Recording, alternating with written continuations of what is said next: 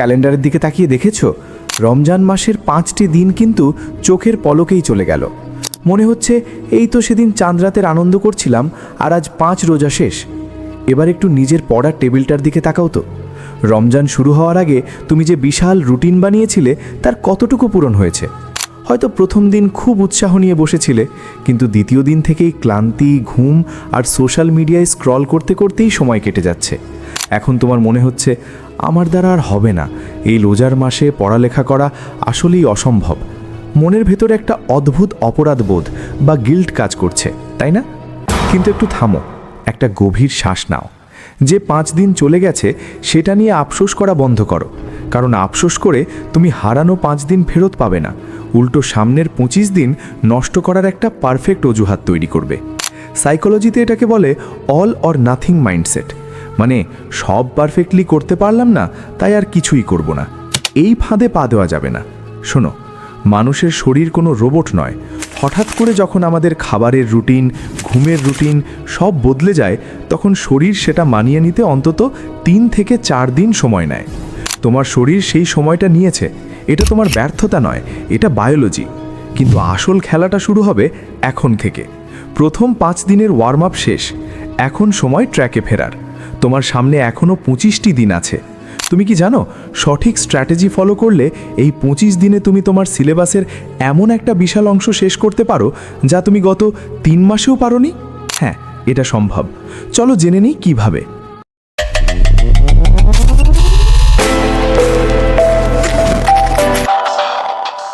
অনেকেই ভাবে রোজা রাখলে তো পেটে খাবার থাকে না, তাহলে ব্রেন কাজ করবে কিভাবে?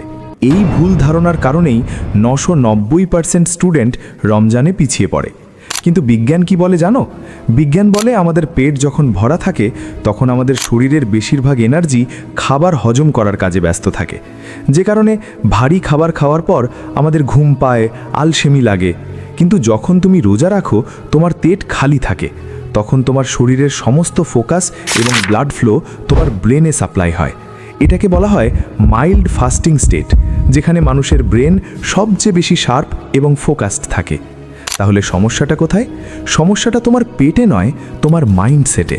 তুমি বারবার নিজেকে বোঝাচ্ছ যে আমি রোজাদার, আমার তো দুর্বল লাগাটাই স্বাভাবিক। একবার ভেবে দেখো তো, সারাদিন প্রচণ্ড রোদে পুড়ে গলা শুকিয়ে কাঠ হয়ে যাওয়ার পরও ইফতারের আগ পর্যন্ত তুমি এক ফোঁটা পানিও মুখে দাও না। কেন? কারণ তোমার সেলফ কন্ট্রোল বা আত্মনিয়ন্ত্রণ তখন সবচেয়ে হাই লেভেলে থাকে। রমজানের এই পাওয়ারফুল সেলফ কন্ট্রোলকে শুধু খাবারের মধ্যে আটকে রাখছো কেন? পড়ার টেবিলে বসে যখন মোবাইলটা হাতে নিতে ইচ্ছে করবে, তখন নিজেকে একটা প্রশ্ন করো, আমি সারাদিন না খেয়ে নিজের প্রবৃত্তিকে কন্ট্রোল করতে পারছি, আর ওই ছোট্ট একটা প্লাস্টিকের ডিভাইসকে কন্ট্রোল করতে পারবো না? রমজান তোমাকে যে সুপার পাওয়ার দিয়েছে সেটাকে কাজে লাগাও, ডিস্ট্র্যাকশনকে না বলতে শেখো। এবার আসি মেইন স্ট্র্যাটেজিতে। রমজান মাসে সাধারণ সময়ের মতো একটানা 5-6 ঘন্টা পড়া সম্ভব নয়। এখানে গাধার মতো খাটলে হবে না, তোমাকে স্মার্ট হতে হবে। আমরা সারাদিনকে 4টে পাওয়ার ব্লকে ভাগ করব। পাওয়ার ব্লক 1, সাহারির পরের গোল্ডেন আওয়ার, 2-3 ঘন্টা। সাহারি করে ফজর পড়ে ভুলেও ঘুমোতে যাবে না। এই সময়টা হলো সারাদিনের সবচেয়ে সেরা সময়। চারপাশে পিনপতন, নীরবতা, ব্রেন ফুল রিচার্জড এবং পেটে খাবার থাকায় শরীরেও ফুল এনার্জি থাকে। এই 2-3 ঘন্টা তুমি সেই সাবজেক্টগুলো পড়বে যেগুলো তোমার কাছে সবচেয়ে কঠিন মনে হয়। হতে পারে সেটা ম্যাথ, ফিজিক্স বা কোনো বড় থিওরি মুখস্থ করা। বিশ্বাস করো, ফজর থেকে সকাল 8টা বা 9টা পর্যন্ত যদি তুমি টানা পড়ে নিতে পারো, তোমার সারাদিনের পড়ার টার্গেটের অর্ধেক এখানেই শেষ হয়ে যাবে। পাওয়ার ব্লক 2, সকালের সেশন, 1-1.5 ঘন্টা। সকাল 9টার পর তুমি চাইলে একটু ঘুমিয়ে নিতে পারো। এরপর উঠে জোহরের নামাজের আগ পর্যন্ত হালকা কিছু পড়ো। খুব ব্রেন খাটাতে হয় এমন কিছু পড়ার দরকার নেই। আগের পড়াগুলো রিভিশন দিতে পারো বা ছোটোখাটো অ্যাসাইনমেন্ট শেষ করতে পারো। পাওয়ার ব্লক 3, বিকেলের সার্ভাইভাল মুড, 1 ঘন্টা। আসর থেকে মাগরিবের আগ পর্যন্ত সময়টাতে শরীর আসলেই সবচেয়ে বেশি ক্লান্ত থাকে। এই সময়টাতে পড়ার টেবিলে বসে জোর করে মাথা খাটানোর দরকার নেই।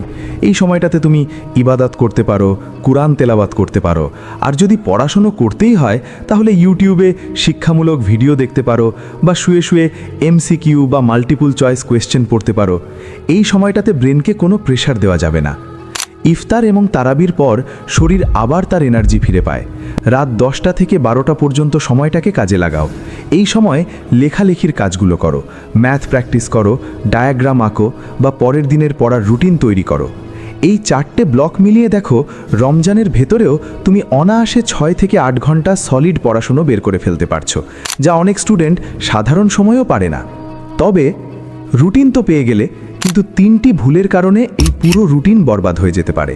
প্রথম ভুল, ইফতারে অতিরিক্ত ভাজা পোড়া খাওয়া। সারাদিন রোজা রাখার পর ইফতারে যখন তুমি অতিরিক্ত তেল, মশলা আর ফাস্ট ফুড খাও, তখন তোমার শরীর সেটা প্রসেস করতে গিয়ে পুরোপুরি ক্র্যাশ করে। ইফতারের আধ ঘন্টা পরই তোমার চোখ বন্ধ হয়ে আসতে থাকে। তাই ইফতারে প্রচুর পানি, ফলমূল আর শরবত রাখো, ভাজা পোড়া কমিয়ে দাও। দ্বিতীয় ভুল, স্লিপ সাইকেল নষ্ট করা। অনেকে সারা রাত জেগে থাকে আর সারা দিন ঘুমায়। এটা তোমার ব্রেনকে পুরোপুরি স্লো করে দেবে। রাতের ঘুমটা অত্যন্ত জরুরি। তারাবির পর পড়া শেষ করে ঘুমিয়ে যাও, আবার সাহারিতে ওঠো। আর তৃতীয় এবং সবচেয়ে ভয়ঙ্কর ভুল, টাইম কিলিং। রমজানের ক্লান্তি দূর করার অজুহাতে আমরা ফোন হাতে নিই, ভাবি জাস্ট 5 মিনিট রিলস বা শর্টস দেখব। সেই 5 মিনিট কখন যে 2 ঘন্টায় রূপ নেয় আমরা টেরই পাই না। এই রমজানে সোশ্যাল মিডিয়ার নোটিফিকেশন অফ করে রাখো, তোমার সময় অনেক মূল্যবান। ভিডিওর একদম শেষ পর্যায়ে চলে এসেছি আমরা। এবার নিজেকে একটা প্রশ্ন করো তো, তুমি পড়াশুনো করছো কেন? তোমার বাবা মা তোমার জন্য যে হাড় ভাঙা খাটুনি খাটছেন, তাদের মুখে একটা হাসির জন্যই তো?